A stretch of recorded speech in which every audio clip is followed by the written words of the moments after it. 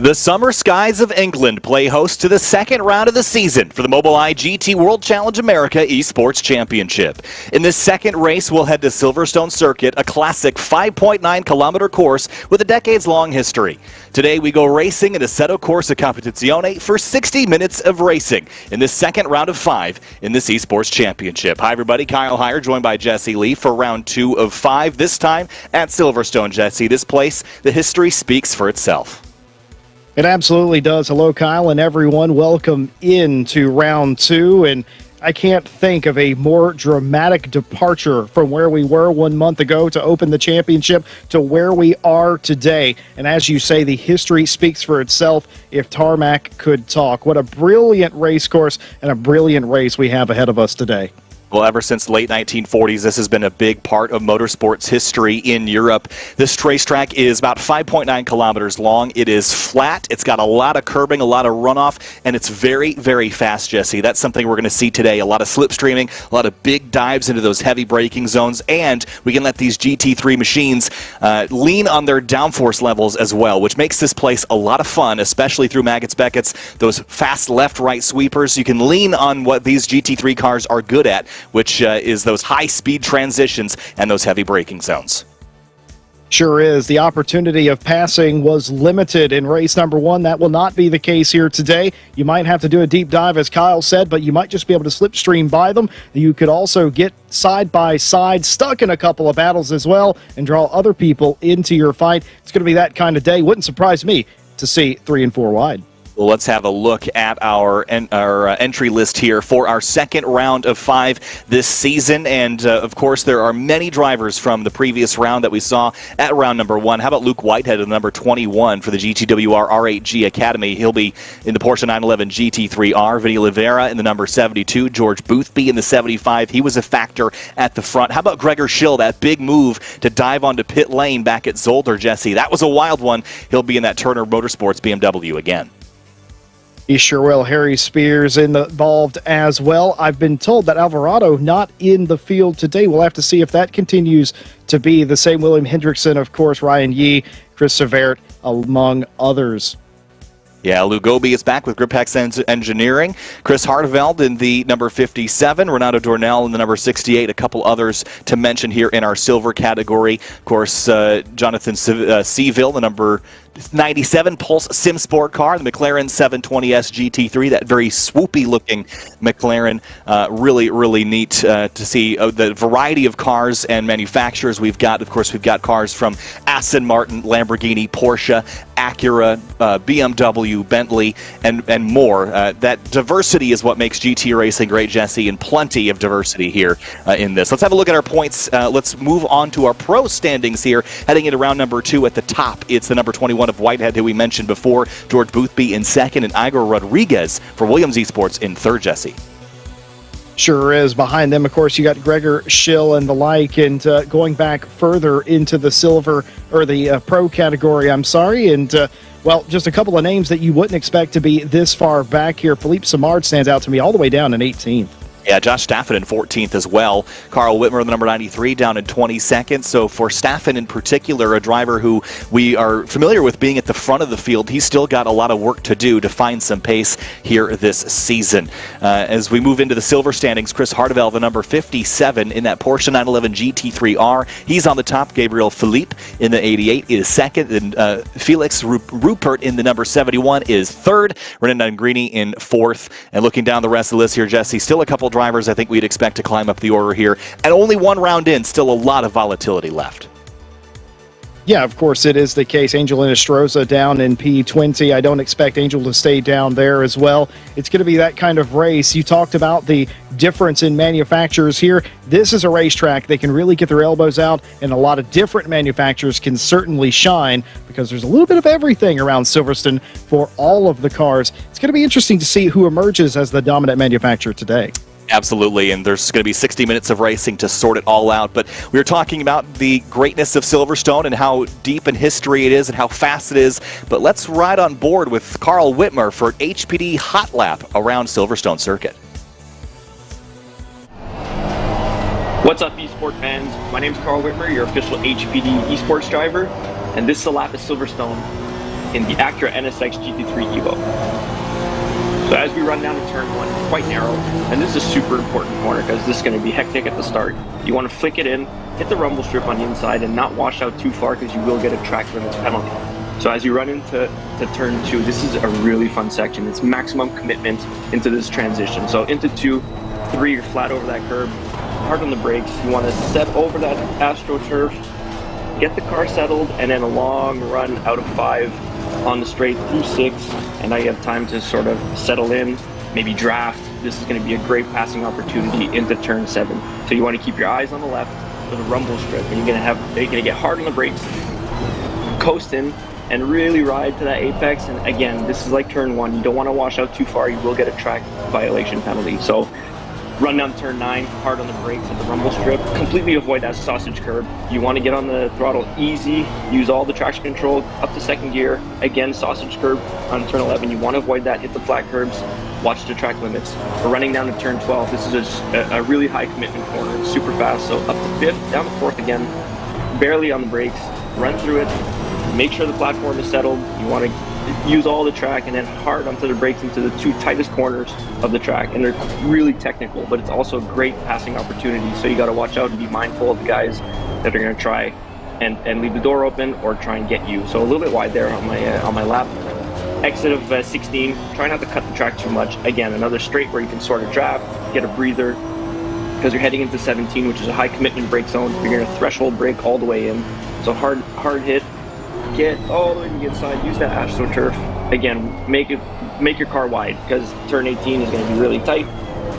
Get on the throttle and then use all the TC out of the last corner, and then it's a run back up to turn 1. And that's a lap in the Acura NSX GT3 Evo.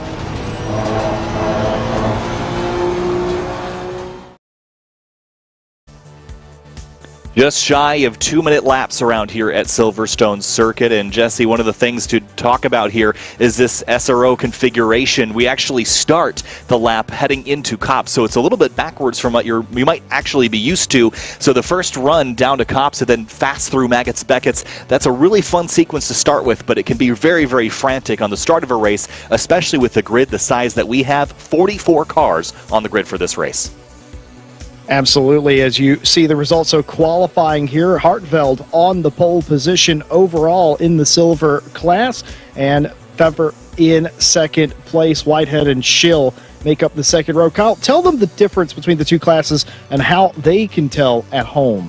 Yeah, so there's 2 different classes. We got of course, the pro class and the silver class, separated out by skill level here. The silver class is going to be the drivers with the gray number backgrounds on the left-hand side of the screen, the drivers with the white number backgrounds, the 324, the 21, the 89, so on and so forth. Those are your pro class cars. And Jesse, you mentioned while we were on that the track preview that a silver class car on the pole with Hartveld up front of the number 57, that is kind of a unique scenario and that we have not yet seen.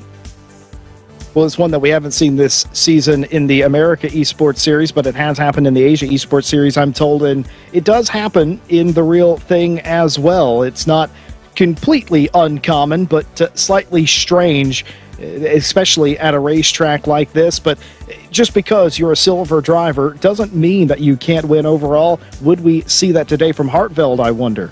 It could certainly be possible. Fastest in sector number 2.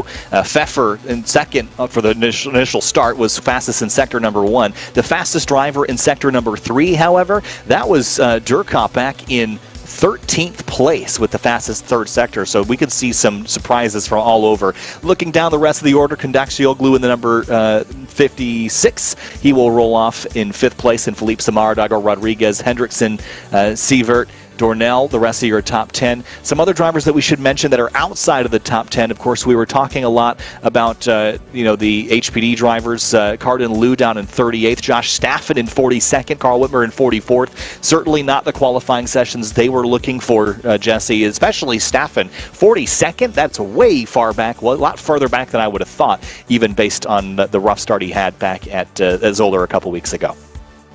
Yeah, and of course, we mentioned there's a couple of drivers not on the grid that we would have expected to be here. I understand George Boothby under the weather, so not participating in today's race. And that means one less car, and that will likely take them out of the championship hunt. But we expect them to be back in for race number 3. And that covers a lot of the obvious omissions from the grid as well. Yeah, certainly. Of course, another driver to mention that is not up kind of where we would expect based on past runnings, not only this season, but in past year. Killian Ryan Meenan all the way back in 28th at his number 123 Aston Martin Vantage AMR GT3. So that is a little ways back for Killian Ryan Meenan, and he'll roll off in row number 14. And there's about 20 rows of cars in this field, so a lot of work to do. And you see right at the tail of the field here the 92, the 23, and also I think that the last driver number there is the number 93. That's Josh Staffen. So a lot of cars towards the tail of the field that we would expect to see climb forward. But we have 60 minutes, and that means you have a full hour to drive through everybody, and that's good news because I think Silverstone is an easier track to pass at than Zolder last time around. A lot more straightaway, a lot heavier braking zones. This is going to benefit you if you are really capable and aggressive here in this opening couple moments. Yeah, you'll absolutely get no argument from me. It will be the case. You know, some drivers will actually tell you it's quite difficult to make a pass around here. I think that might have something to do with the manufacturer they're representing, because otherwise it is a very decent opportunity around a lot of these corners. It's a well-designed racetrack, and even when it was reconfigured into its current configuration, it still maintains that mystique of the old days around a lot of the circuit and a lot of the passing opportunities as well.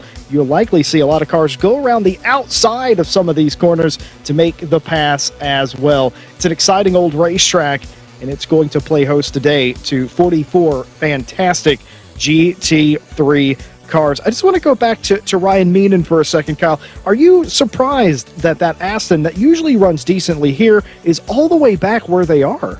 I'm surprised not only because of the car, but because of the driver. We've seen Killian Ryan Meenan be a winning, capable driver in the past, and to qualify 28th, it just tells me how stiff the competition is here this afternoon, and I think that's something that we've seen in this championship in the past, the Mobileye GT World Challenge America Esports Championship. The competition is so fierce that drivers that were once on top of the game, on top of the series, are now kind of mired mid-pack to the back of the pack in qualifying. But qualifying isn't racing, Jesse. Running a hot lap is not the same as passing your competitors. So I think we're going to see some shuffle, especially in the opening moments. In the cloudy skies, cool track conditions, that could also play a factor here. You're not going to be skidding around on a hot track surface necessarily today, so we'll keep that in mind, at least not this early in the morning as we are here this afternoon physically, but early in the morning here in the simulator. Should also mention that we're just about to kick off the green flag. We got cars rolling now for their one lap behind the safety car here. Wanted to also mention one of the reasons why I like this track so much, Jesse, is because you have a lot of flowing fast corners like Abbey and Farm Curve, and then you have these tight corners like Village and the Loop. Think about the other side of the track. You go through Stowe into Vale, and then into Club, another great passing opportunity. Cops into Maggots and Beckett's, then into Stowe. It just kind of loops back on itself. Fast straightaway, flowing section, hairpin corner. And that is a great way to set up a pass on a competitor in front, and why I like this track so much to drive. It absolutely is the case, and it's not just that. You can get a run into Village, get side by side in the loop, and outrun them in Antry all the way down the Wellington Straight. It's a very good possibility. I talked about passing around the outside. No better place to do that than Brooklands and get it done in left field. Like I said, you're going to see some cars stranded side by side. You're going to see them going 3 wide. They're going to be attacking all day long. That's how you race this racetrack. You attack this racetrack. Another focus today is keeping yourself out of trouble, not only from contact with competitors, but keeping yourself and your name and your number out of the steward's office, because you don't want to get yourself a penalty. We saw plenty of those back at Zolder a couple weeks ago for our first round of the Mobileye GT World Challenge America Esports Championship, and you're going to just try to control the things that you can control. And Jesse, if you get hit, you can't control that. But if you hit somebody else, you certainly can. And pick yourself up a penalty, that's going to put you back in the championship and in the standings today. Yeah, I certainly feel like we saw our fair share of penalties after or enduring round 1. And I think today, with a little bit more racing room, hopefully we don't follow ourselves in the same sort of issue that we did a month ago. I don't think we will. I think there'll be a lot of side by side and a lot of fender rubbing, so to speak, but I think the stewards will be willing to let a lot of that go as long as it's all just good-natured jostling.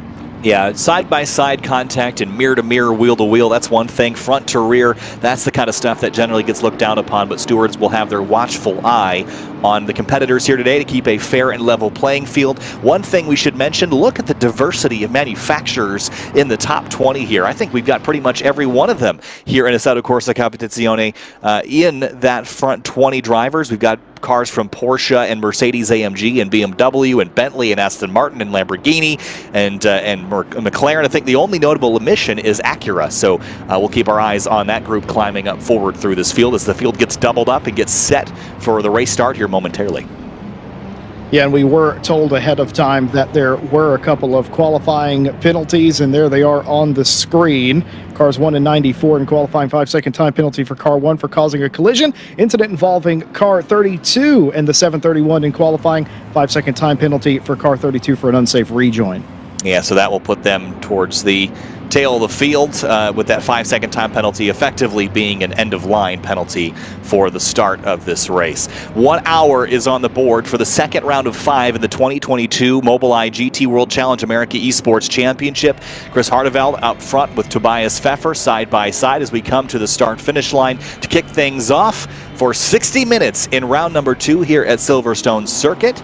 And green flag flies. We're racing at Silverstone in the Mobileye GT World Challenge America Esports Championship through turn 1. It looks like the pole sitter is going to squeeze out through 2 wide and 3 wide behind them. So far, so good, Jesse.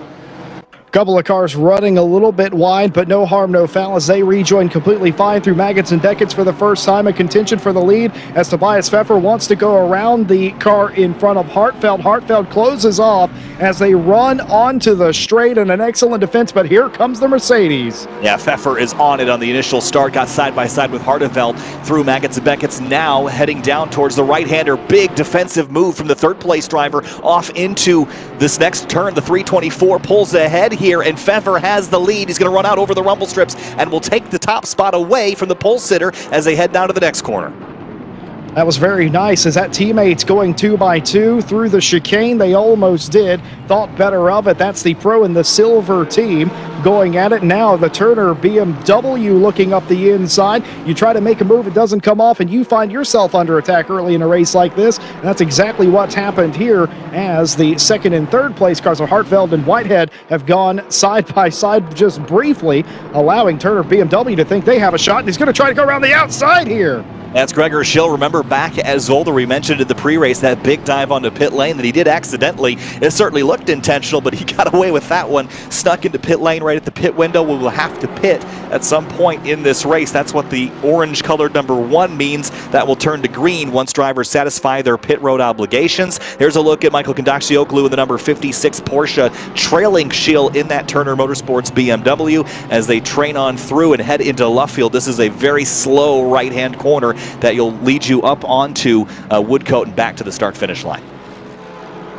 Whitehead, of course, is trying to do a really good job of getting out in front early and continuing the success they had 1 month ago in the season opener. Meanwhile, in the pack here, it is all to play for. Nagiri in the middle of a sandwich, has cars in front of him. That's Seville's got Ryan Yee right behind them. Oh, very close from the 7 Porsche behind, very nearly into the back of them. Thinks better of it. No harm, no foul there.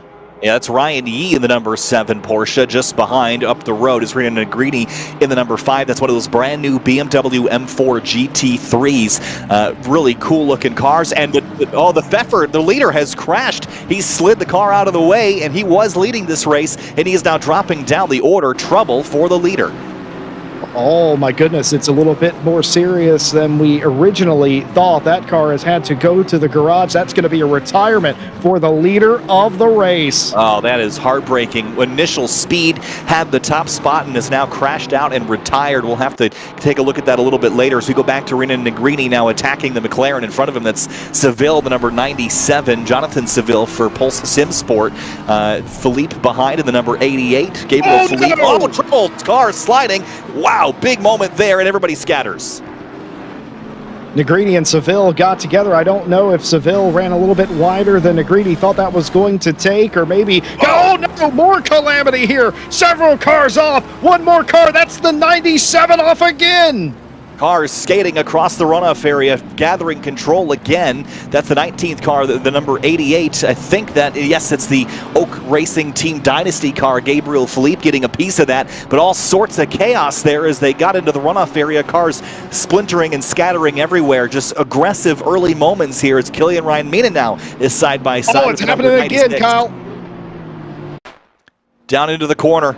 And that's the 94 of Cardin Liu. Trouble for one of the oh, there's more trouble. Oh. And for the Acura NSXs, the HPD SRO America team not going their way today. Qualified towards the rear and then trouble. We're hearing that those two cars might have collided, and now they're going to drop down the order as well.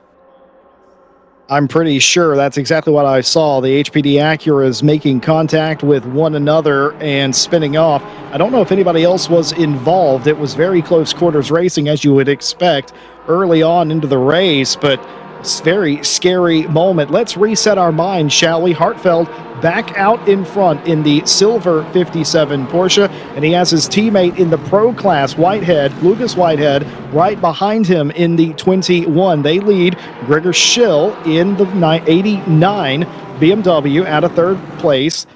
Kondexioglu is in fourth place. It's a bit of a Porsche 1, 2, and 4 up in front right now. Yeah, but keep an eye on the BMWs. Gregor Schill that you mentioned in the Turner 89, and then Philippe Samard in the 42 is not that far back, only a couple tenths behind this front group. So we'll keep an eye. Samard is in that bright blue car with the Mobileye logo on the side and on the nose, trailing those front four. So he could certainly be a factor, especially with how racy the front is here. And potentially Harteveld, we saw him lose the lead on the initial start. Does he have the pace to lead this race, or was it just pace in qualifying, the hot lap for just a moment that got him the pole? Can he have the race pace to hold back this onslaught of pro-class drivers behind him?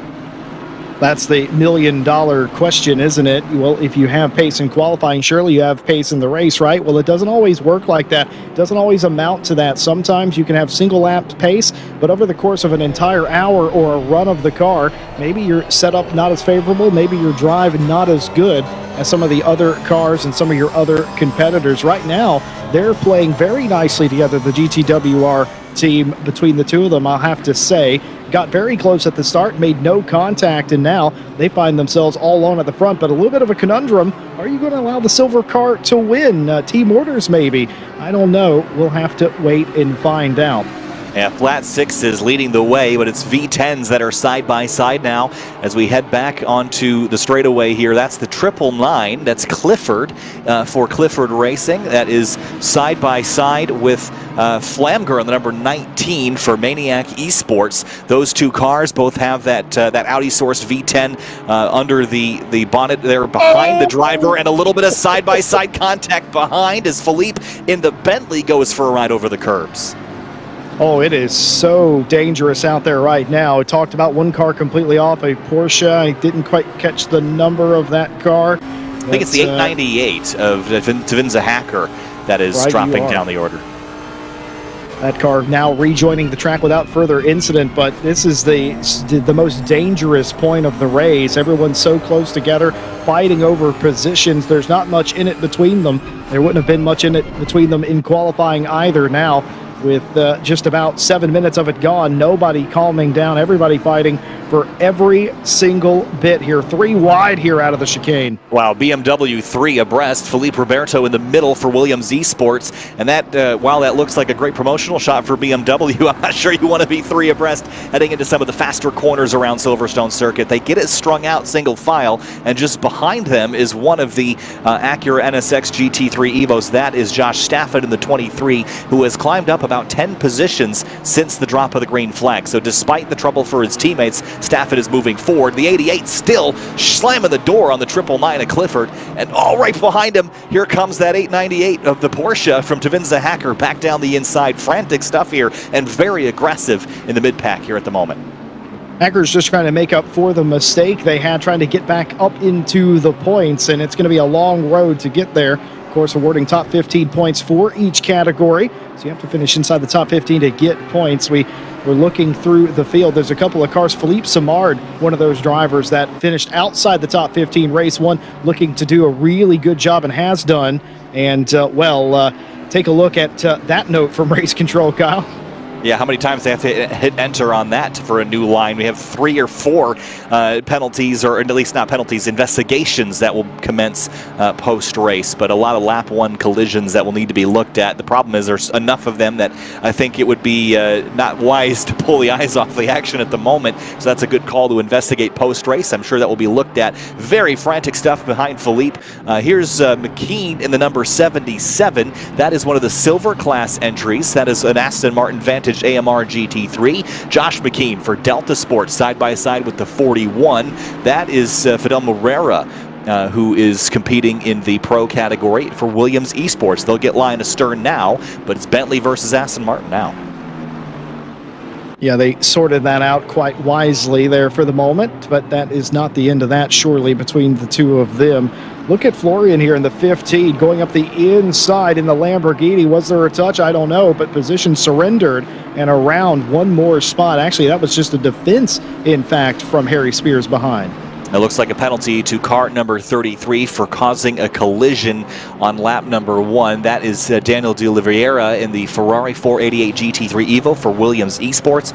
So it's a 5-second penalty that will be assessed at the pit stop there, unfortunately. Cameron Martineau in the 38 side by side, running the ST Racing Esports team and the ST Racing livery. We've seen that car, think back to Sonoma a couple months ago in the Fanatec GT World Challenge America Esports Championship. Samantha Tan, one of the drivers behind the wheel of that car. Great to see this car represented here in Assetto Corsa Competizione. Now in the thrill of a battle right now in a big group of cars, BMWs, Lamborghinis, and Acuras all around. I love seeing them jockey for position, especially at the end of the Wellington Straight. You get into Brooklands and everybody has to sort of cycle through and figure out where they actually want to be. And you're going to go in whatever line you think you have the best chance. If the outside line is taken, you're going to go down the inside. And regardless, and everybody there, non-committal, going left, right, and center, trying to gain even the slightest overlap, the slightest advantage. You love to see it. Well, second place has changed hands up towards the front of the field. Gregor Schill in the number 89 for Turner Motorsport has jumped ahead of Luke Whitehead in the 21. So now Hardenveld has a new foe on the tailpipes, and this one is not quite as friendly in terms of the team championship. You see right behind the third place car, Whitehead, again, teammates with the race leader. Schill not sort of in that same category, so that's certainly threatening. Moving back to Harry Spears in the number 285, currently 13th, and a big slide. The Lamborghini in front, Durkop goes flying off course and slams into the Armco barrier. Big impact for Durkop in the number 15, and huge damage on the nose of the Lamborghini. Unicorn Love's team is going to struggle with that. That is massive damage. That's going to require immediate attention from the pit crew as we ride on board Florian Duncrop's car, and that windscreen is done. So is the, I guess that would technically be the boot of that car in front of that, and major damage to every part of that car. Yeah, it's so easy at a track like this when there's a lot of paved runoff. If you extend your run on corner exit just a little bit too much, you can drop a tire and go spearing off track. That's exactly what happened. 15-second time penalty for car number 5 for a collision between the 5 and 97 on lap number 2. That is a significant time penalty. 15 seconds for Rena Negrini in the back blue snow BMW M4. So that's a big one. That's probably one of the larger time penalties I've seen mid-race here. Yeah, it must have been a big accident to cause such a large time penalty. But, of course, they're not going to review lap 1 penalties until after the race. If you've just joined us, there were too many of them for them to safely get through and still monitor the race. So they've moved on to the second lap. That's where that particular infraction was occurred. Elu Gobi here continuing to defend from Clifford behind. And Clifford not willing to sit behind them. Diving down the inside, maybe scared Gobi a little bit. Did get in there, and Clifford's going to make a run down the straight. Excellent driving, a huge lunge, as you said earlier, Kyle. They're going to do it, and they're 2x2 going down the straight. Yeah, Gobi's done a great job. She's got that car on defense now, though, from the pressure from Clifford and the 999. And now there's more cars to the inside. Josh Staffen squeezes through. Martineau and the 38 BMW's back there. So is Oliveira, and one car speared off behind them. Again, another crash that we didn't quite catch. I didn't see the number as they went off course. But is that Fritz? It could have been. It might have been the 22. But again, a lot of cars. No, I don't think it. Maybe it was. A lot of cars that are just dropping tires and just immediately shooting across the racetrack. With how much load you have on the side, the left side tires at corner exit there, you drop a tire, you're just going to go for a big ride. Well, the other thing, too, is everybody is going for it, and you can't afford to not go for it on a track like this. There's absolutely no caution, so you're maximizing the corner, completely running off the track here, in fact. A lot of times, just to maximize your corner, sometimes you go a little bit too far, you get yourself into trouble. And also, don't forget the air simulation that ACC has can play a factor, too. If you're in a big pack of cars, you're not used to that, and all of a sudden you throw it into a corner, maybe you don't have the downforce that you expect to have. Yeah, Zach Patterson in the number 92, just up the road from Philippe in this number 88. Actually, the 88 just passed the 92, rather.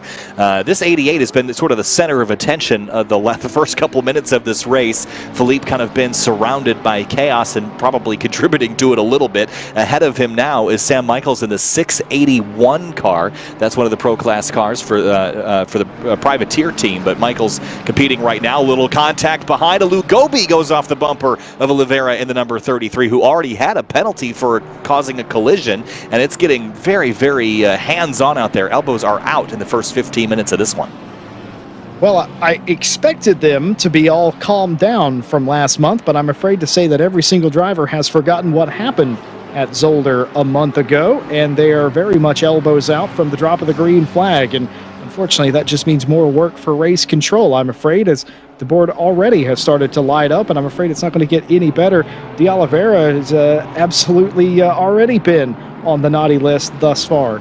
Yeah, it seems like that list is growing longer. Should note at the top of the screen, you see the pit window is open.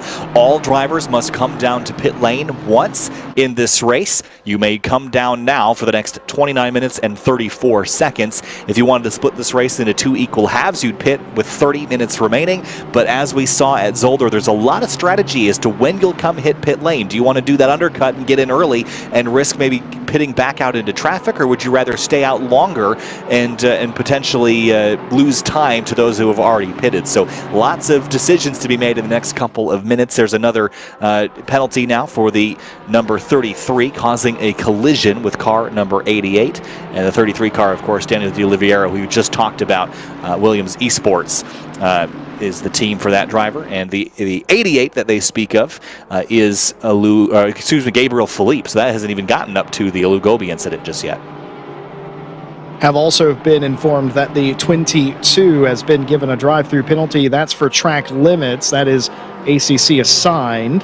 So our first track infringement penalty already. It's no small wonder to me, Kyle, because they've been going off front, left, and center, and I know it's only 12-15 minutes into the race, but yet makes complete sense to me. We've already given out our first drive-through for track limits. Yeah, we didn't talk a ton about the shortcomings of Silverstone because it's so historic and it really means a lot to so many people. But I think one of the shortcomings is that it's got a lot. If you're a true old school racer, you kind of despise all that paved runoff. Well, the reason why drivers like that paved runoff is because they can use it at least physically, but the rules don't allow you to step very much beyond the white line and the rumble strip. So because of that, you can pick up penalties for repeated off-track excursions, and that's going to happen a lot here.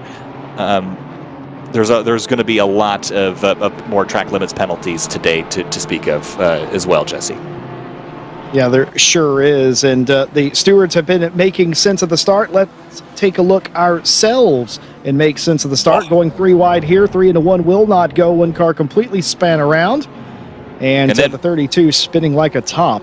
Yeah, and then from here, it's just everybody just trying to miss it, right? That first spin happens, and then everybody sort of jukes to miss it, and then causes kind of more collisions, and just 5, 6, 7 cars involved. Bentley spinning, BMW spinning, Ferraris backwards. That's just what happens when you have 44 cars and one car gets turned sideways in the middle of the pack. And this is your race leader, Tobias Pfeffer, who was all out front and on his own. The car just steps out on cold tires and slams into the barrier. Yeah, and that forced that car to retire. And folks, that was all the first and second lap of the race. That was not even past lap number 2. We're on lap 9, working lap 10. And that just shows you how frantic of a start that was. And that wasn't everything. Oh. Those were only the incidents that we barely didn't get to see. As was that Hendrickson's Aston Martin going off? It is the John Lacey Esports Academy team going afoul of the line. And I wonder, we've already seen our first drive-through for track limits, and it won't matter here. Contact there with Philippe Samard, sends them both sideways. Hendrickson quicker to recover. Several cars go through, including Otaki and Severt. Yeah, that for Hendrickson, we saw that car really sideways and out of shape, and then comes back onto the racetrack. It was facing pressure from Samard, and then Samard kind of chucked the BMW into the corner at Stowe and wasn't able to make it stick very effectively, and that led to that collision. Thankfully, they both kept it straight, which I think speaks to their driving ability to get those cars that sideways and drive away in one piece. Yeah, Samard doesn't need any of this, though. They need to continue. Look at this, completely off of the AstroTurf onto the paved runoff, and very, very carefully navigated back onto the racetrack. And I believe the BMW, who is out in front there, has, in this pack here, has had issues moving some of the other cars around, I've been told. Yeah, I think that Audi wasn't out of track limits by choice there. May have gotten shuffled off course just a little bit, but Molly in the 731 going to get back on the horse and continue moving forward in that number 731 Audi, who is currently 17th place. Very easy to spot car, the green and black livery, very striking. The Race Anywhere logo's on the side, but going back to work, he's got a BMW and a Porsche within striking distance, and behind him, Ruppert in Estraza, Noller, Flamger all right behind in this pack as well.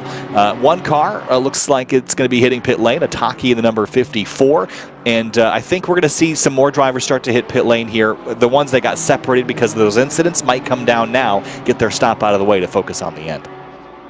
I'm curious if Michael's penalty in the 681 McLaren, I'm curious if that is track limits as well, already 20 minutes into the race, because we didn't get a message from race control. But Jack Noller in the 36, the Williams Esports Academy car, that car has ground to a halt and now has returned to the pit lane as well. They're dropping like flies out here, Kyle. Yeah, that was a shame, too. I really like the look of that 36. Probably one of the more striking liveries on track. And you're right, dropping like flies is a great way to say it. But this is what happens when you put 44 very competitive people on a very wide and flat circuit. There's a lot of opportunities to get side by side. And it's easy to get alongside somebody. It's hard to complete a pass very cleanly. So we've seen a lot of contacts, a lot of mistakes as well. Single car issues, dropping tires, just getting loose on cold tires.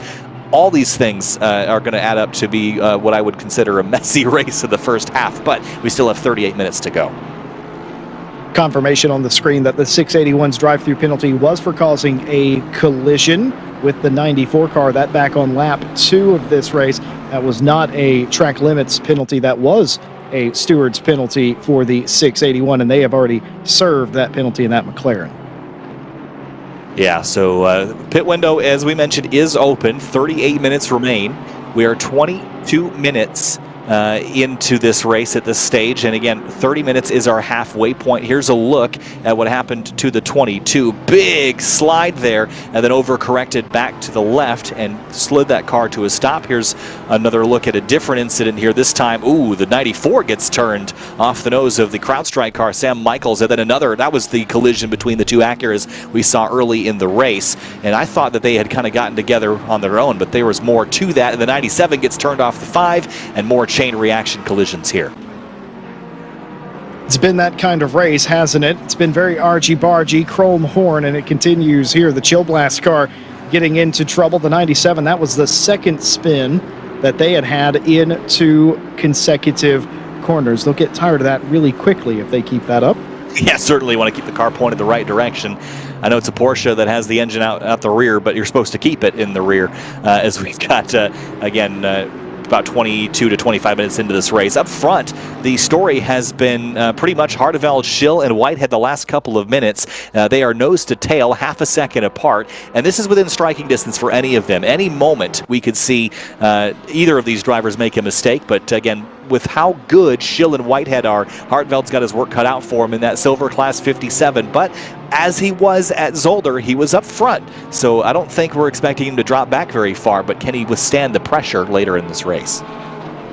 It's a very good question. My takeaway from the top here is Hartfeld, who did lose the lead to the AMG very early on, but we know that that car had its own issues and has retired, so that put the 57 Porsche back out in front for GTWR, and now Schill got around Whitehead. Whitehead did not fall off the back of Schill, which leads me to believe that the 21 Porsche had some sort of moment, or maybe just had one bad corner. Schill, opportunistic driver, was able to get around, but hasn't been able to get close enough to make the pass on Hartfeld. They all seem, the top three anyway, very close on pace, despite the fact that there's two different manufacturers fighting for that spot.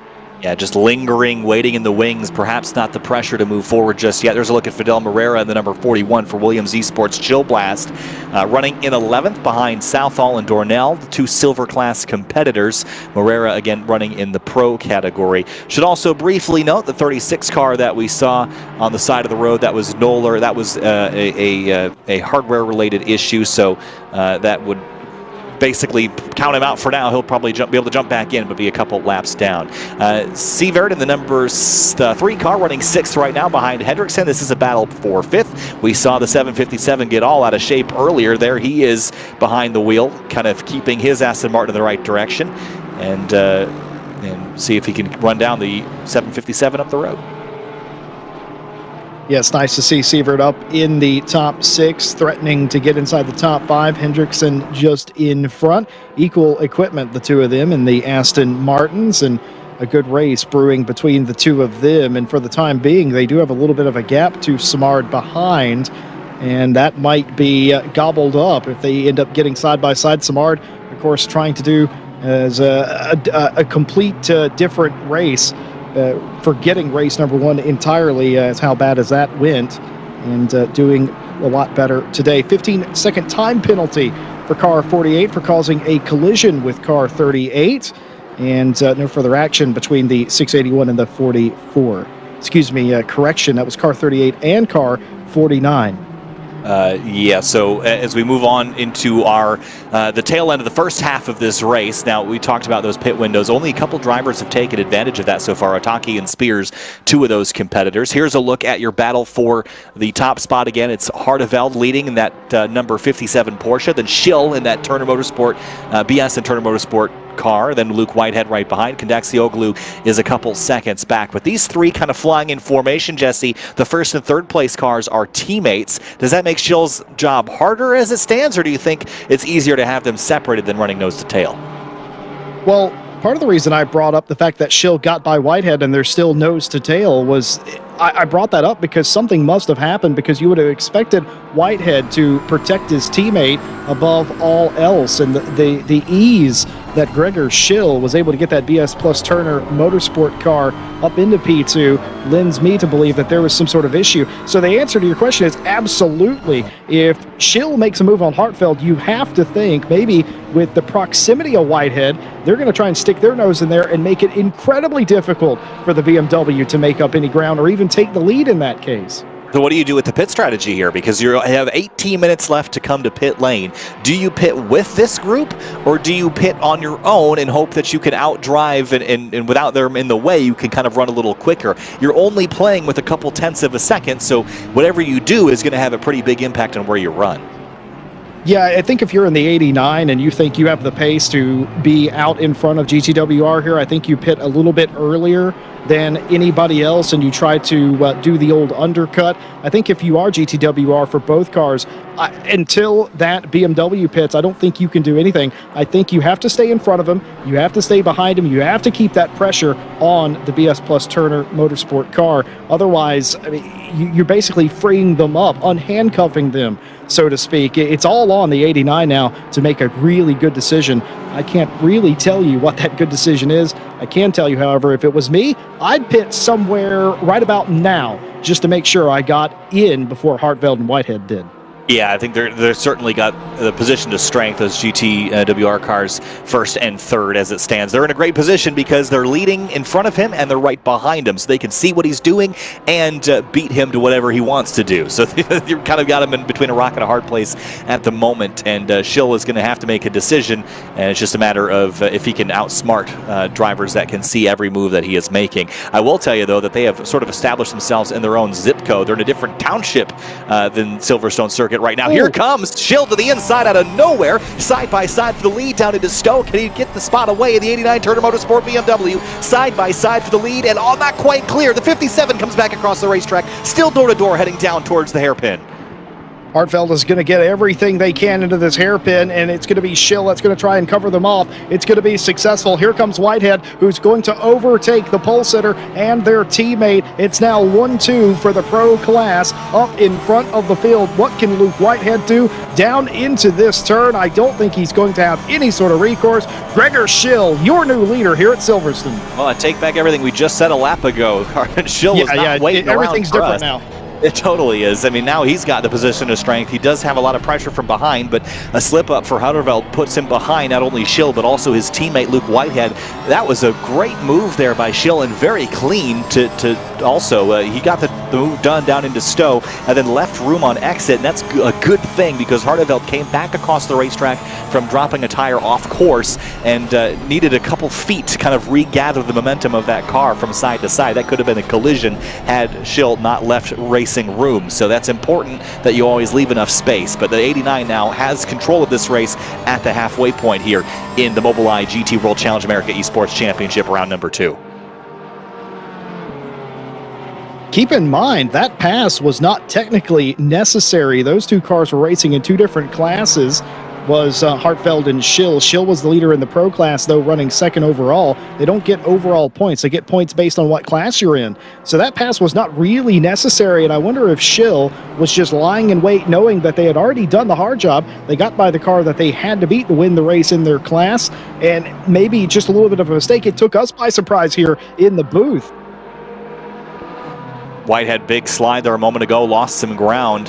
There's also the possibility that those teammates did that on purpose. Now, I don't understand necessarily giving up the lead of the race in general, but you know what that did do is it gave Whitehead advantage over his teammate Harderveld. Remember, the 89 is a pro class car, so is the 21. The 57 is a silver class car. So while it looked like a potential mistake from the 57, there could have been some planning to get Whitehead in front of his teammate and able to focus solely on the 89 and maybe put him in more of a weaker position without that slipstream ahead and maybe give Whitehead a better chance at grabbing the lead away.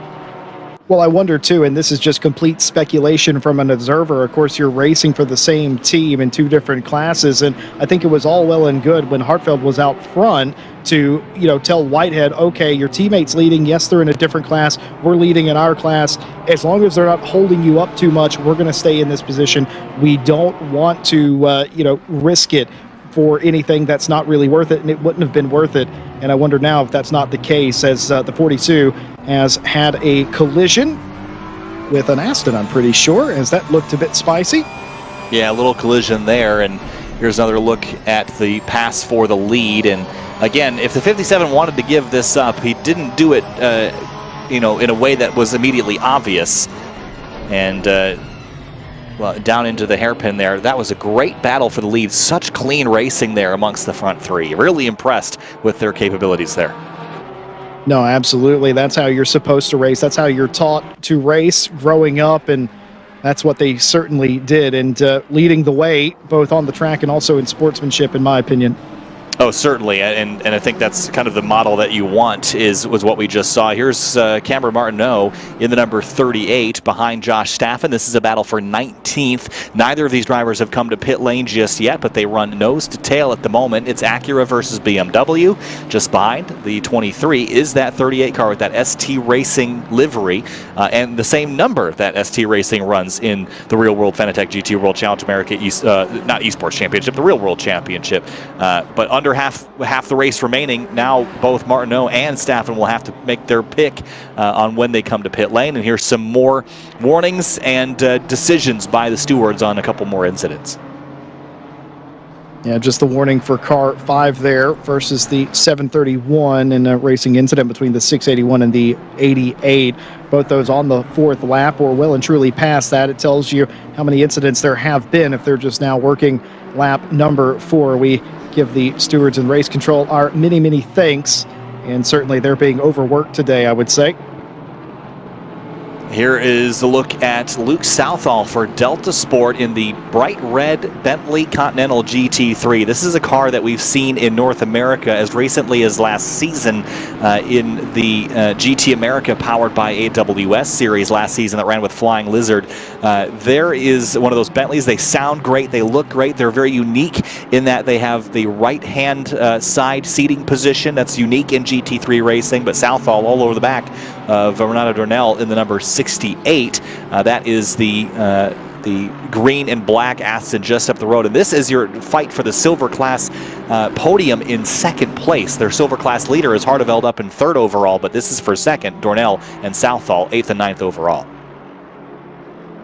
Good racing now taking place in the top 10. Hendrickson has pitted in the 757. Now that would be a routine stop. Their one stop they have to make, and that is also interesting. That's the first car inside the top 10 to do so. Yeah, I think we're going to see a lot more drivers hitting pit lanes soon. You want to leave yourself enough time to deal with the repercussions of whenever you pit, because if you pit right at the end of this pit window, you're only going to have 15 minutes left to pick up the scraps or pick up from where you left off. I like pitting right around that halfway mark, maybe a little bit past it, just so you have 25 or at least 20 minutes left to get a pass done or to hold off whoever is behind you. So you want to leave yourself a little bit more to work with maybe than the last 15 minutes alone, but I think if you're out front, you have to stay out until the very end of this window. You just can't give away the lead and clean air. That's too opportunistic to do that. So Schill, Whitehead, Hardeveld lead over Kondaxioglu by 3 seconds. So it's really the front 3 in the room, in their own zip code, I should say, with the next group of cars significantly more spread out behind them. Yeah, it certainly is the case. Spread out, but still fighting amongst themselves. You know, we saw a really interesting mix of strategy at Zolder for race number 1 with the pitting and all that. We haven't really seen that here today as we're in the second half of the race, and well, basically the top 14 still yet to pit. Hendrickson pitted, and because nobody else had done inside the top 15, that car goes to P15. And, of course, they will regain a lot of those positions. Quite curious to see, though, for the 757, where they do come out once it all cycles through. That's technically a undercut pit stop now because so many haven't pitted. Yeah, and again, we still have a pretty large portion that has not come down, which means that pit lane entry and exit is going to be a very busy place. Here comes the 41 of Morera onto pit entry, and that looked a whole lot like what Schill did back at Zolder, except a little bit more intentional. Jams the car onto the pit lane entry and slides down onto the limiter. Back out front, Schill leads by 0.4 of a second. Whitehead keeping him honest, though. And these front 2, all the left side tires in the grass for Schill, using every inch of the road, and then another 12 inches past it. Well, you got to use it all. You're paying for it. You might as well use it, and these two certainly are. Gregor Schill has the quickest lap of the race. That's what the magenta number on the left-hand side of the scoring pylon means, of course. But for that quick lap, it must not be by much because it hasn't been able to lose Whitehead at all. Hartfeld has fallen back just a little bit out of shot, but only just barely here. I think these are your top 2 fastest cars, and I don't think there's much in it between the two of them. Yeah, I think it's interesting to see that Hardeveld is dropping off the pace here. I think it's less that he is losing time and more that now that Schill is in front of Hardeveld, he's able to gain time and kind of speed up to his full potential. Even when you're very close on pace, everybody kind of runs a little slower if the car ahead of you is a couple hundred slower. But the 21 of Whitehead is right on Schill, keeping the pressure on. And again, coming down to pit lane, if I was these two, you know, there's something to be said about pitting together and keeping your competition in view, and that way you don't have to guess about where they're going to be. You can follow them down pit lane, pit, and return to the racetrack right with them and get right back to it. Anytime that you pit without the driver in front of you right next to you, you don't really know where they're going to pop back out, and that big unknown can be a distraction.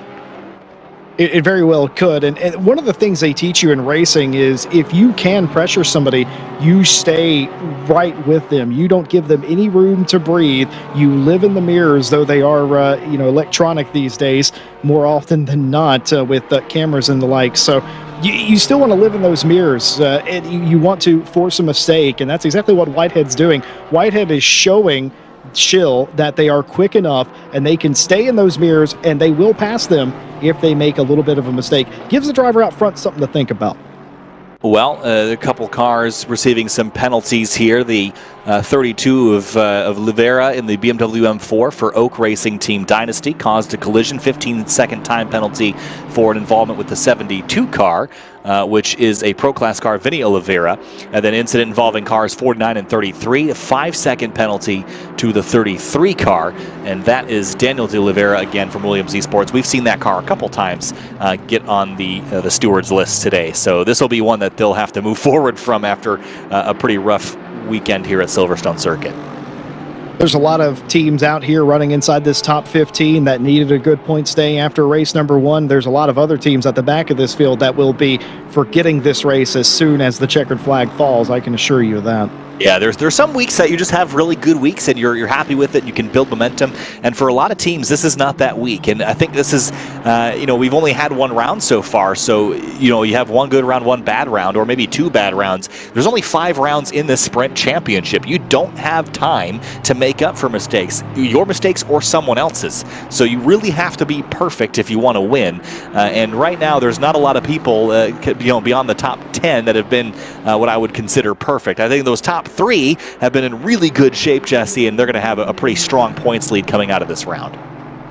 Well, Whitehead is in the driver's seat of the points championship for the pro class, of course, and with George Boothby not being here, Igor Rodriguez is having a up and down day, and you also, we talk about Gregor Schill there in 4th place. They'll likely move up into a podium spot if they can finish out this race. William Hendrickson also, don't sleep on the 757. We were watching them a moment ago, but unfortunately they have been given a penalty as well. That will hamper their efforts for the day. Gregor Schill continues to lead in the BS Plus Turner Motorsports car, and a lovely car at that. We talked at length about how beautiful that car was before, and out front right now, but only just. Yep, another penalty to car 757. That was a 5-second time penalty for collision with the 42 of Philippe Samard. Now, I think we remember that collision a little while ago. So that's William Hendrickson in that 757, and that's what that 5-second penalty is for. Hendrickson has completed his pit stop, though, and there is a remainder of the drivers up towards the front that have not. They're only going to have about 2 laps left to get their cars down onto pit lane here, Jesse, and that means that if you haven't thought about when you're going to pit, well, you better start thinking, because you're running out of chances to get onto pit road. Yeah, and what Gregor Schill wants to do is they want to be on pit road as late as possible, and I'm sure Whitehead will come in. We talked earlier about what the strategy was going to be. Well, I think it's simple now between those two. They're just going to follow each other in at the last possible second and hope they have a quicker pit stop and nail the pit stop. You never know. We have seen it change up in the pit lane. I noticed the 42 of Philippe Samard, that car had a drive-through penalty. Quite curious if that was down to a steward's decision or not. We'll wait for the blurb to confirm that, of course. Timothy Flamker back in 28th place in the silver class in amongst traffic. And here are the leaders.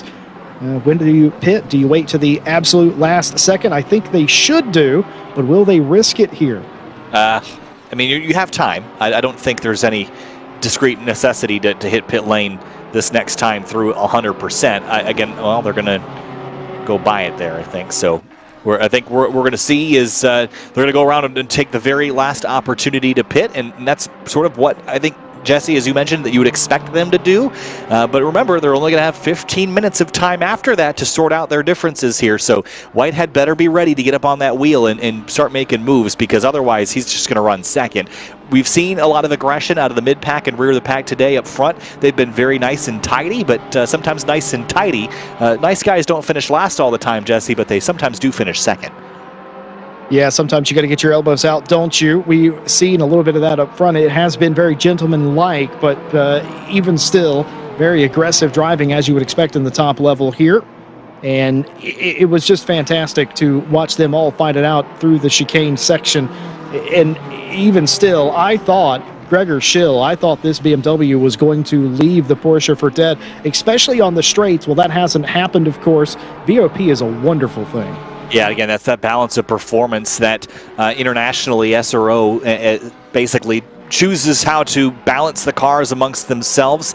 And it's not making the cars equivalent in performance. I think that's a misnomer. It gets them within a performance window. And what that means is that each car will have its advantages and disadvantages when compared to every other car in the lineup, but they will still make around the same lap time, just in slightly different ways. And I like that, because if you're trying to make cars of equivalent performance, that's just spec racing. This way you get very different driving experiences, very different car dynamics, but you still get very competitive racing. And you're right, maybe the BMW is expected to drive away, but the Porsche is able to make up ground where the BMW can't, and it's kept this team and these drivers very close together. BOP simply means, like you said, they're within a performance delta. That BMW still drives like a BMW. That Porsche still drives like a Porsche. And look at this, the top three all into the pit lane at the same time. I think this was their last opportunity to do so, and they have done, and no dramas getting onto pit lane either. Slam the brakes. ABS kind of vibrating underfoot there, get the limiter on, and then into their pit boxes. Whitehead was able to close up a little bit on the brakes entering the pit lane area, but again, that's going to be, I think, negated by the time they leave pit lane, and the 89 will be able to turn off the limiter a little bit sooner. Here's Flamger to the inside of the 23 of Staffen. This is for position for 25th overall. They're going to make side-by-side contact. Audi versus Acura. Here comes a BMW, 3 wide for the moment, and the 19 will squeeze around the outside, and Staffen will have to give that spot up. Martin, you thought about going down the inside and might actually get passed by Michaels down here, and I think that's exactly what has occurred. Yes, as they end up the other way around. Gregor Schill, though, it was always going to be a mini pit stop competition mid-race, and Gregor Schill has done a fantastic stop. Look at that breathing room.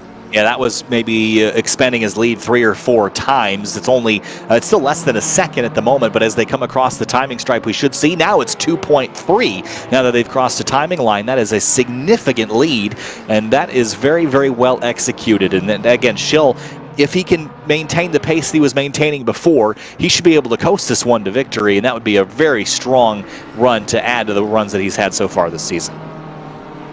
By the way, earlier we talked about the 42 of Philippe Simard having that drive-through penalty. We've had it confirmed. That was for speeding in the pit lane, Kyle.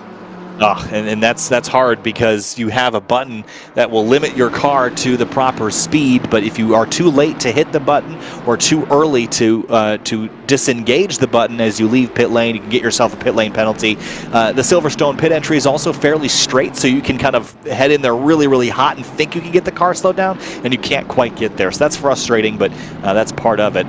Here is Otaki, the number 54. He was an early driver that had a penalty associated with him. Leon Otaki for the Mercedes-AMG Esports Team HRT runs 9th right now. This is a pretty good recovery from how the day started for the number 54, and has a couple cars, including Southall ahead, that are on the chopping block. Yeah, it is fantastic. Otaki, of course, with that 5 seconds, that will mean that wherever they finish, they'll have 5 seconds added to their time. But for right now, inside the top 10 and looking forward, the only thing they're concerned about right now. Here is a look at some more drivers inside the top 10. Severt in the number 3 leads Rodriguez behind him, but is chasing William Hendrickson ahead of him with that 5-second penalty. Now remember, with that penalty, Hendrickson was going to lose 5 seconds of time. Do the math, look down the order. He's going to lose at least 2 spots, maybe 3 by the end of this thing. So keep that in mind, that the 3 and several others might gain a couple spots with Hendrickson's penalties. Same for Spears and Dornell behind Otaki, and same for, looks like, well, right, I was going to say Simard, but with that penalty being served, looks like he'll be back in shape. Well, you know, Hendrickson with that 5-second penalty, that doesn't comfort Chris Sievert at all, does it? They still got to get around that car right in front of them.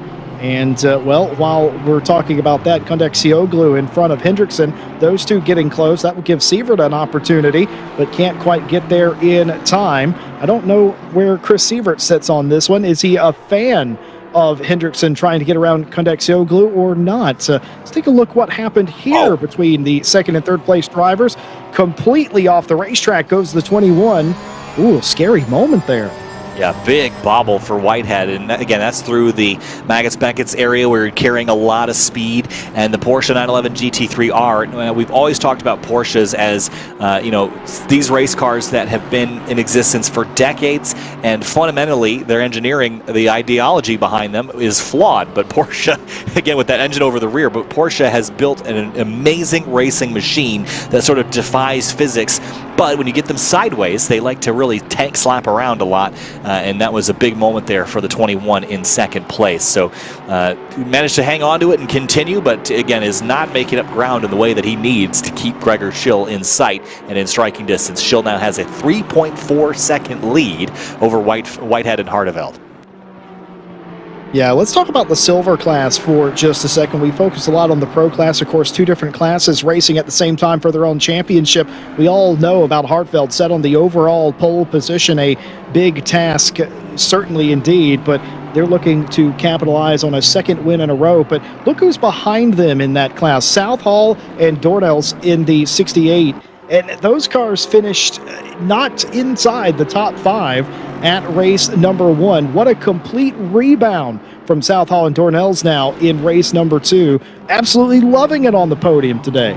Certainly, and you think Zolder is not really representative of the other kinds of tracks that we're going to be visiting this season. As we look ahead to the rest of our season, Kyalami's up next. That's sort of similar to Silverstone, just with more elevation. Then it's Donington Park and WeatherTech Raceway Laguna Seca. Zolder is sort of an outlier, so it's really hard to gather a lot of base truths as to how people are going to run this season. So Southall and Dornell, I think they have to be thrilled with how they're running, because this run today is probably going to be more representative of their pace over the season. Again, Zolder kind of I wouldn't want to say a club level track, but smaller and narrower than almost every other track we go to for the rest of the season. So a lot different strategies and driving styles that Southall and Dornell are clearly showing today here at Silverstone Circuit. As we continue to watch the battle for P4, Hendrickson still trying to get by Michael Kondakcioglu in the 56 Severt, trying to do the very same to them, and they've been rejoined by Rodriguez behind them in the 124 Bentley. So a massive fight here for P4. And just to finish up that point, Kyle, if I'm GTWR and I've got Chris Hartfeld in the car, I'm feeling pretty good about my chances of winning silver because he's been so good at both racetracks. Yeah, I think you have to look at the classification and say that Hardeveld could very well be running for the championship in the pro category based on where he's been running with his teammates. So the 57 certainly is going to have a grip on things heading into round number 3 at Kyalami in a couple of weeks. So, that's great for the 57, but everyone else has got to just go to work, right? You don't get anything gifted to you. So Southall, Dornell, McKean in the 77 is going to be 4th in class today. You just have to go to work, and you just have to get aggressive and find pace to go run that 57 down. You're not going to win the championship by finishing behind the 57 every week. That I can promise you. Yeah, and of course, McKean, I believe, was the last car in the silver class to get points at round number 1 up into P4. They'll get a boatload of them if they can hold that position till the end as well. Like I said earlier, there's a lot of cars inside the top 10, top 15 that needed a good run today to sort of kickstart their championship after poor running in round 1. They certainly got that here today, a whole bag full of them. The incident involving cars 898 and the 88 on lap 12, no further action. That must have been a minor fender bender between the two of them. Yeah, and remember the first 20 minutes of this race were extremely chaotic with lots of car contact. After the halfway point, it has really quieted down with drivers kind of following their rhythm. But with 8 minutes to go, this is when you're going to start to turn the heat up here. You only got 8.5 minutes left to make your move, so the intensity level will rise. And for drivers like Estraza who have people in front of them to catch, like Ryan Yee, and there's a trouble for Ruppert in the 71. He's backwards, and the Renwelton Esports car is not facing the right direction, and certainly will be the end of his race, at least competitively. Jesse, that is not what you want to see this late in the race. Yeah, Ruppert's got a lot of damage on the nose of that car. I can tell even through the beautiful bodywork of the Renwelton Esports car. that car has been in the wall at some point, but just waiting was Felix for an opportunity to get the car turned around. A very dangerous spot, and very well done as well to wait and have the patience to get the car going. Looked like the steering was straight at least, so whatever impact it has had, it was flush, and they will rejoin. But like you said, that is a day ender for a good finish for them. Yep, here is a look at the collision. The 71 probably going to drop a tire here on corner exit, and or maybe at the apex. No, right here. He's going to get up on. Ooh, that's bizarre, and it impacts the concrete. But just sort of started kind of yawing out to one side and couldn't quite catch it one way, couldn't quite catch it the other way, and just crashed. Now, that is one of the more bizarre incidents as we see movement here between the top four kind of drivers. This is the battle for the top four, I should say. Hendrickson still trying to get in front of Kondakcioglu in that Porsche. Remember, we saw Hartveld earlier, who was behind the 21. They have swapped positions. Hartveld back in front of Whitehead, and now the triplet of Porsche cars seem to be struggling just a little bit here in this stage. I saw Rodriguez go completely wide. I almost wonder if they meant to do that to try and get a run. It didn't work either way, as Hendrickson might be frustrating Kondakcioglu, Severt, and Rodriguez, knowing that they've had that penalty. Hendrickson is just racing for their life right now. Yeah, I remember what I said a minute ago about turning the wick up, turning the heat up at the moment. With 6 minutes to go, you saw Rodriguez run a little wide. I'm not convinced that was on purpose. Again, that's leading into a pretty tight section that there's not a lot of straightaway through that loop section there. So no real reason to track out that wide. Might have just missed the turn in, but it's getting very frantic for this fourth position right now. With Kondakcioglu has it, Hendrickson wants it, Sievert's right there, Rodriguez is right behind. But I think this is going to get more exciting before it gets quieter here with 5 minutes to go. Again, I think the desperation for any positions you can get. Remember, you only have 5 rounds. You can't afford to be content with where you're running if you're not leading this race. So Hendrickson is going to give everything he's got to catch this 56 in the last couple minutes, the last couple laps. Remember, 5 minutes around here is only 2.5 laps worth of time. It's a long old racetrack, and it takes a while to get around here, just under 2 minutes, as you said during the intro. What's on the line here for a lot of these drivers? Well, it's actually quite simple math, and I'll do it for you. 21 points for fourth place, and you only get 13 for finishing in 7th. That's what's on the line. That's a lot of points. It is a lot of points, and that's why you can't be content. If you want to win this championship or at least have a fighting chance, these are the moments when you have someone 3/10 ahead. You have to reach up your sleeve and find something that you haven't tried yet. You've been out here for 55 minutes. What is a move that you haven't tried? Have you tried a different corner? Have you tried a different line through Cups or through Maggots and Beckett's? Find something that is going to be faster than Kondakcioglu. Find the advantage that you have in your car, in your Aston Martin versus their Porsche 911 GT3R. These cars have differences. You have to embrace them. You have to find the little advantages to make up any ground you can to steal the points away from the next guy. It's cutthroat out there, Jesse, but it's just what racing is. You have to be aggressive in the final moments. And these drivers certainly are doing exactly that. I wouldn't be surprised if we saw some dives here at the end, especially from Sievert, who we ride on board here, the Team Sievert Racing Aston Martin, looking in front in the 757 Hendrickson Aston, and just in front of them Kondakcioglu. Of course, Hendrickson has that 5-second penalty. No matter where Hendrickson finishes, that car will lose 5 additional seconds, and that will put them all the way back to 8th place, I'm pretty sure. And they know that, and it's an uphill battle all the way for Hendrickson here in the final 4 minutes, unable to get the job done and make the pass.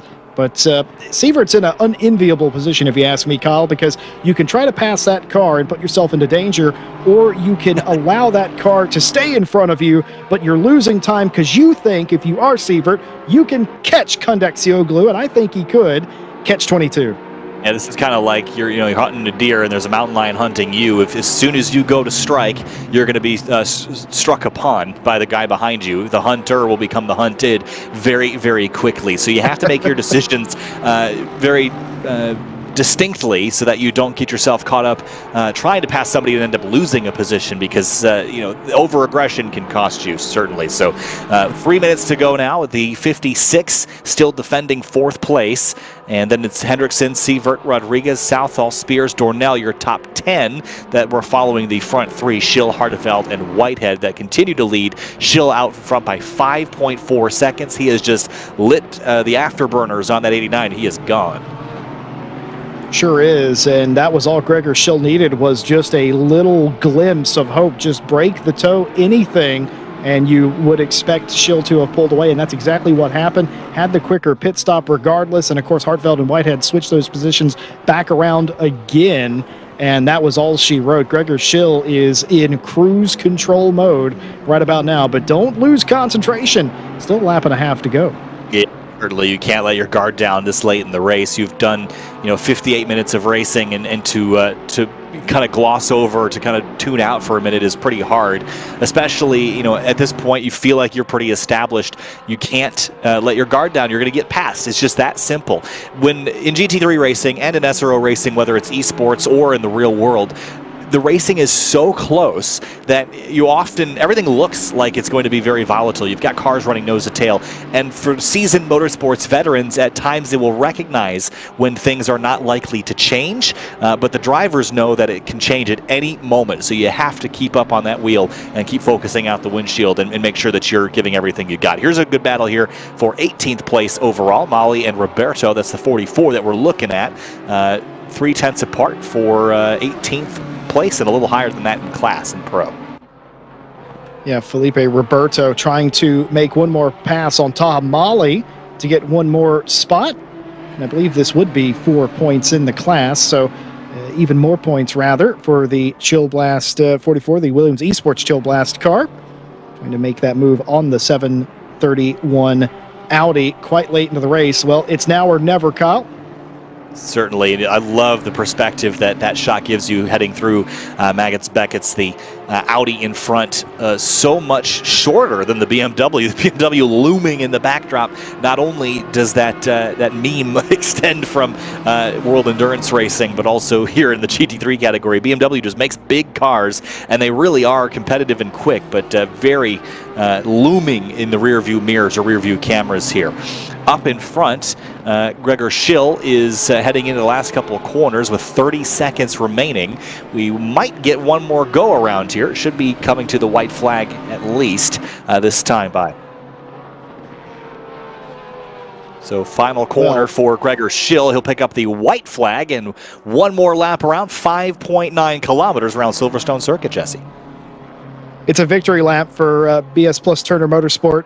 For me, what a race they had. They were patient, they were consistent, and as long as they don't have anything untoward happen here in the next 2 minutes, it's going to be a fantastic and memorable win in that legendary paint scheme that is so recognizable. Yeah, if you're a motorsports fan, not only in the U.S., but globally, I think a lot of people can point to North American GT racing and pick up that Turner Motorsports livery as one that is very recognizable. And Gregor Schill has done a great job piloting it to the front. And despite a solid effort from the two teammates behind him in the 57 and 21, Schill looks like he'll come out on top. There still is a pretty stout battle for fourth behind all these drivers, though. Kanaxioglu and Hendrickson still going at it. It's a Porsche versus two Aston Martins and a Bentley, all in line for fourth place.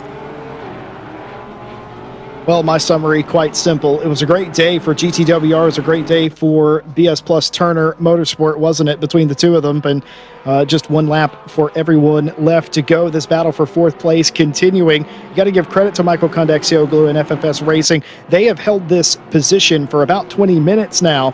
They've not allowed Hendrickson, Severet, Rodriguez, all of those cars to get by. This was a one-on-one battle at one point, if you can remember back that far, and then Severet got involved, and now Rodriguez has caught. They've all been very gentlemanly-like and not put a foot wrong as anybody, and Michael Kondaxioglu has had the hardest job of all, keeping very fast cars behind them, to which he's done to this point.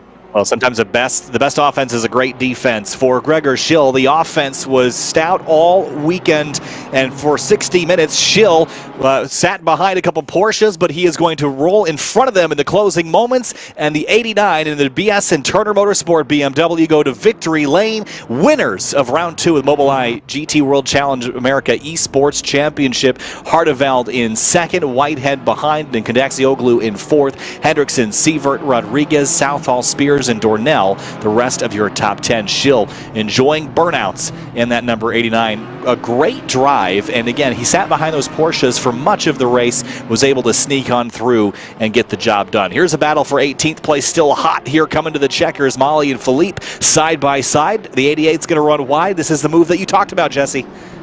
Oh, and it's gone wrong here. The two make heavy contact. The 88 of Gabriel Philippe off of the racing surface. Something happened before that because Roberto was in front of Philippe, if you recall. Molly is going to get away in the 731 as they all come back to the flag. A bit messy, a bit dicey contact. You had to go for it, though, you'd have to say.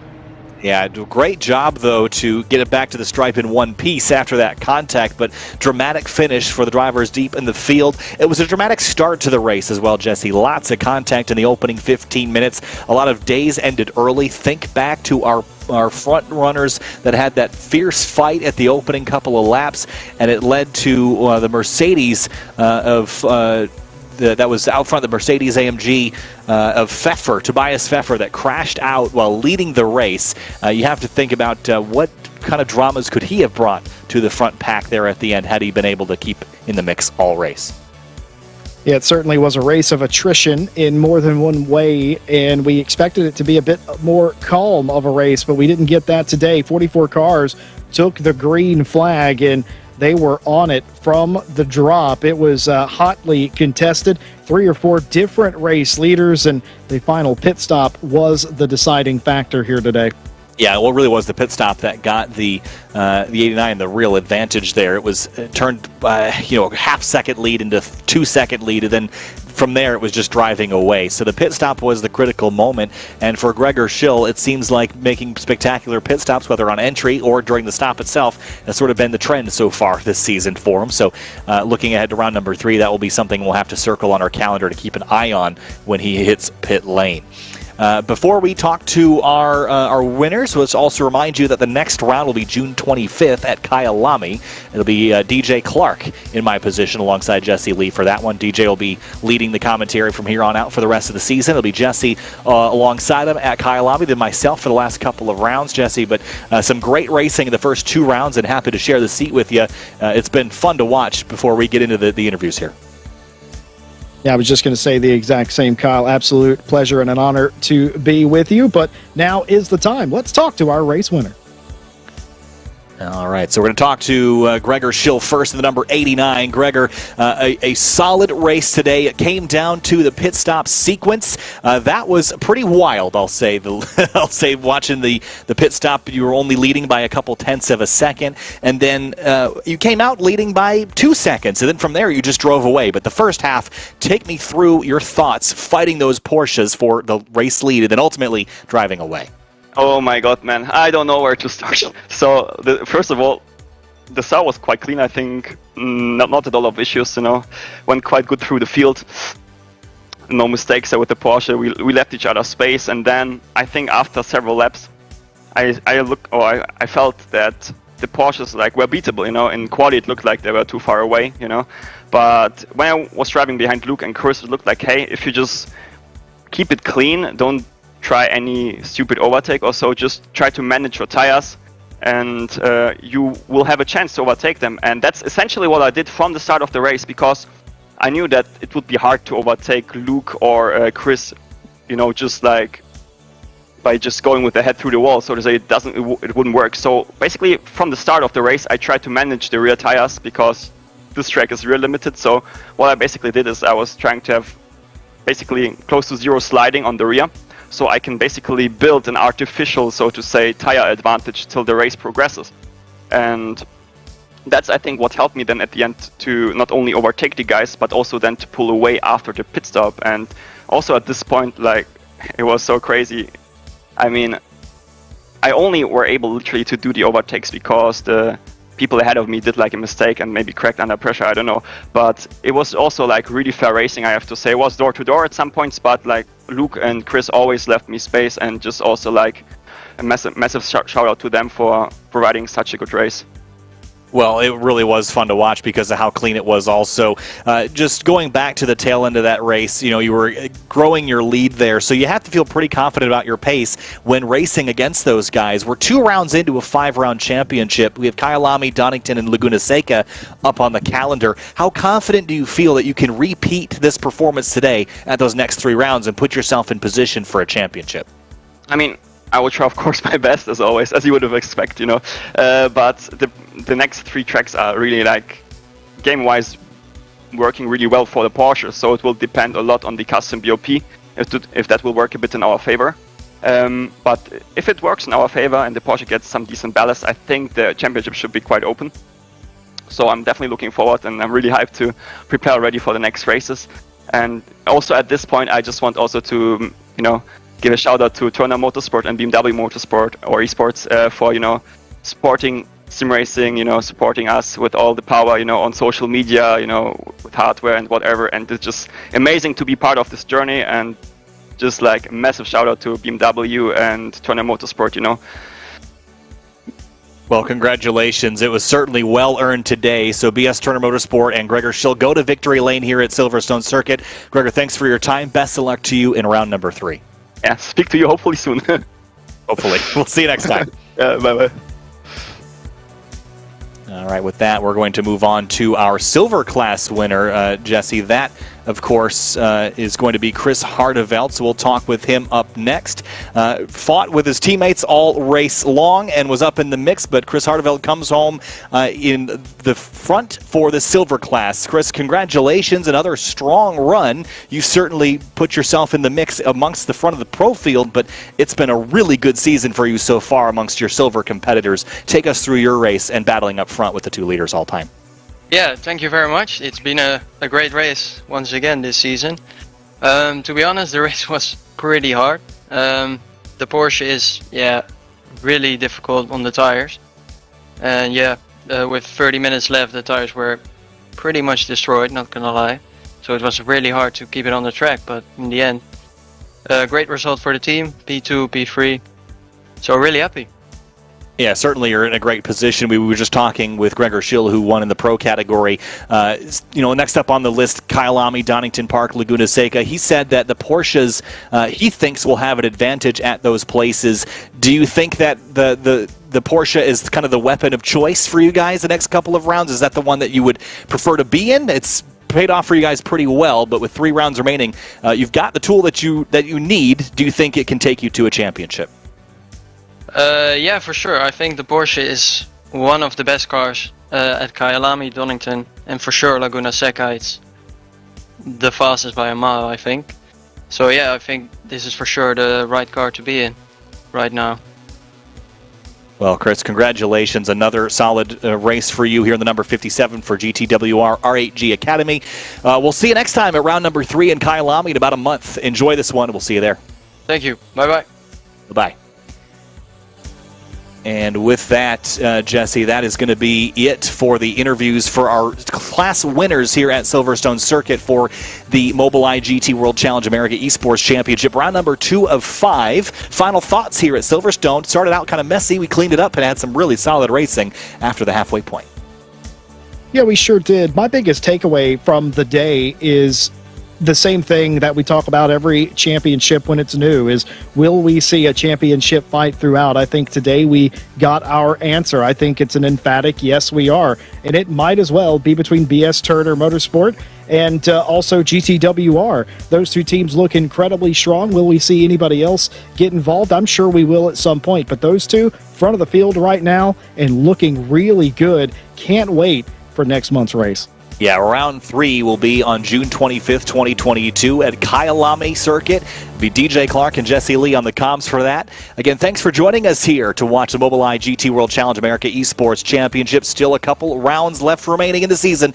Don't miss it. Round 3, June 25th. DJ Clark, Jesse Lee will bring it to you. We'll see you next time here. Thanks for watching.